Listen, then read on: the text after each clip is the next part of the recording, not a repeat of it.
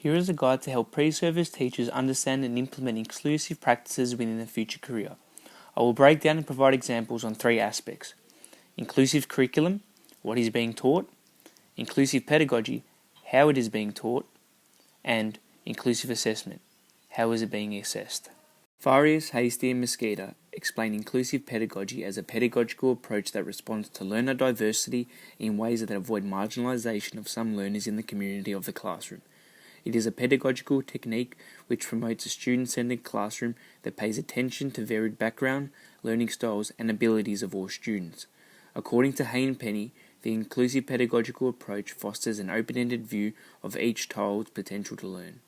Inclusive pedagogy is a contested concept that has been plagued by definition problems. Originally conceived as an alternative to special education for students identified as having disabilities or difficulties learning, the idea has broadened to include any and all learners who may be excluded or marginalized by the process of schooling, may it be physically, intellectually, or mentally. Alexander explains that the inclusive pedagogical approach recognizes that all children have much in common, whilst acknowledging that each child is unique. Rather than denying differences between children, it seeks supportive ways of accommodating diversity. Student collaboration is integral in inclusive pedagogy.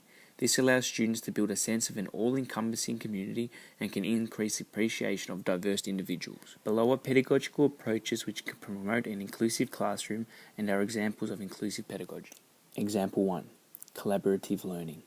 This is a technique which allows students to work together in groups to facilitate learning. By working in groups, this approach gives students the opportunity to work in unison no matter what culture, ethnicity, or race they come from. Collaborative learning creates an inclusive classroom where all students can feel important and where learners can readily benefit from one another. An example of collaborative learning can be seen constantly within the physical education lesson. Students are given the opportunity to undertake the same physical activities with their peers, ultimately aspiring to complete a team goal. By working collaboratively to reach the same outcome, students are required to understand their peers' diverse abilities and work out how everyone can contribute in successfully completing the same goal. Here are some aspects of collaborative learning.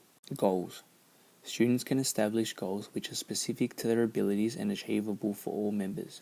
This can promote inclusion for all members of the group. Roles. Students can be given roles which are specific to their strength, which can give students a sense of self within the classroom. Communication. Students will be required to communicate with each member within their group, allowing them to build social ties with diverse learners within the classroom. Testing. It allows teachers to discover if collaborative and group learning is an effective technique to use within the classroom. Example 2. Student-centered classrooms are a pedagogical technique which gives students the opportunity to take control of their learning. By allowing all students within the classroom to make decisions and direct their learning can promote motivation, effort, and ultimately benefit outcomes. This technique pushes for all students to become an integral part of the classroom environment. A student-centered classroom requires each member of the class to be integrated within classroom activities. This inclusive pedagogical technique strives towards an inclusive environment and is fundamental within inclusive pedagogy. An example of a student-centered classroom can be seen when students are required to lead the class. Students are given more choice in what and how they learn curriculum-based knowledge. Example 3. Strengths-based approach. This is a pedagogical technique which specifically focuses on students' strengths rather than their weaknesses. This approach can promote self-efficacy, inclusion, self-esteem, effort, and enjoyment within the classroom if integrated effectively. Example 4. The DeLuca framework. This can help future teachers promote inclusivity and high levels of engagement from all learners within their classroom. The framework itself displays the importance of connecting student ability, interests, and strengths within the classroom to ensure inclusion for all. Now I will explain and give examples of inclusive curriculum. Corbett explains that inclusive curriculum is defined as an approach to course and unit design and to teaching and learning practice which aims to improve access and successful participation in education of groups traditionally excluded from tertiary education. Cervantes describes the Victorian curriculum as being Eurocentric, which specifically focuses and adheres to the needs and strength of white male students, explicitly excluding diverse learner needs of marginalised groups, such as Indigenous, low socioeconomic, LGBTQ, and students with disabilities.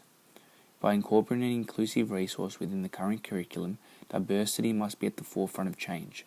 Colbert and Bruce explains that for a curriculum to be inclusive, it must cater for all students, no matter their learning styles, special needs, nor background.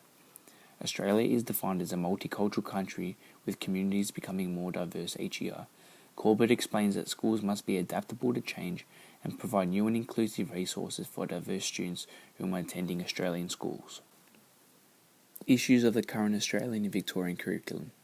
Cervantes explains that the current curriculum provides students with set standards and goals that are required to be met by certain stages of learning, regardless of ability, diversity, and available resources. The major issue of the current curriculum is the inclusivity of all learners. The current national and state curriculum is Eurocentric and caters for the strengths of certain students, whilst excluding others.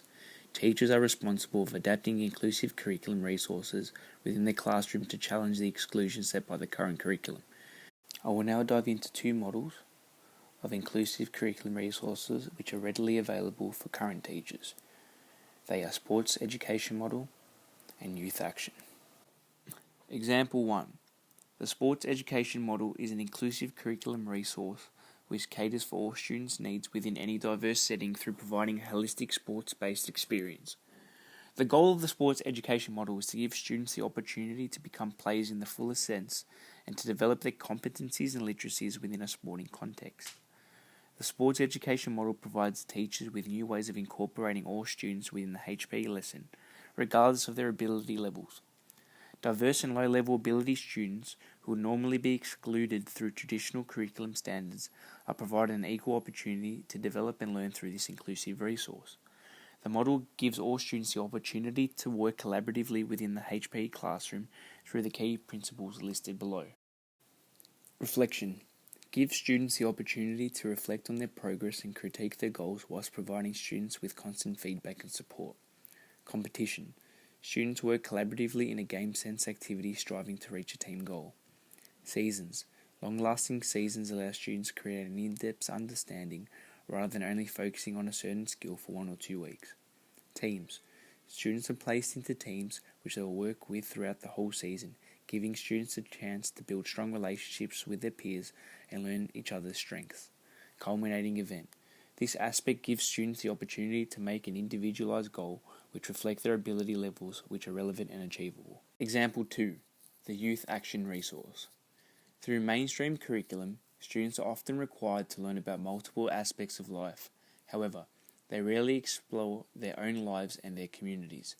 Youth Action is an inclusive resource which gives students the opportunity to explore their own lives, their own communities, and something that is inherently meaningful to them, by providing alternative ways of seeing and doing through a student's personal experiences. The inclusive resource shifts away from the traditional teacher-centered learning environment and gives students the opportunities to control and lead their own learning. This specifically provides students the opportunity to create and reach goals which are achievable and relevant to their ability and not the ability of the norm, which is part of the current national and state curriculum.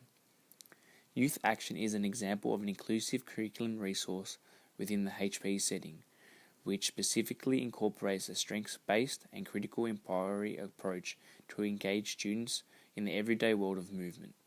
Youth Action attempts to equip students with skills and disposition to be lifelong problem solvers who can critically appraise information and make informed decisions from an ever-changing knowledge base for themselves, their families and communities.